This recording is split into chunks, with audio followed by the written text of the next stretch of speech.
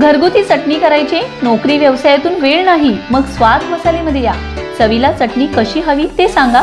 निवडक मसाले भाजून, कांदा शिजवून बारीक अशी चटणी करून देणार, तेही तुमच्या नजरेसमोर.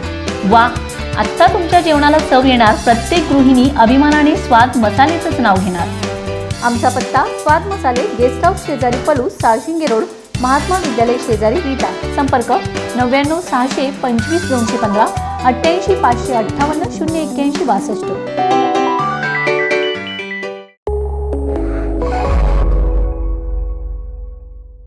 नमस्कार, मी मयुरी आणि आपण पाहत आहात 7 स्टार न्यूज. नराधम बापानेच पोटच्या लेकीवर अत्याचार केल्याने ही माणुसकीला काळीमा फासणारी घटना घडली. या घटनेने मात्र सर्वत्र खळबळ उडाले. या बापाला फाशीची शिक्षा दिली पाहिजे. समाजात अशा विकृती माणसांना फाशी देऊनही मन शांत न होणारी ही गोष्ट आहे.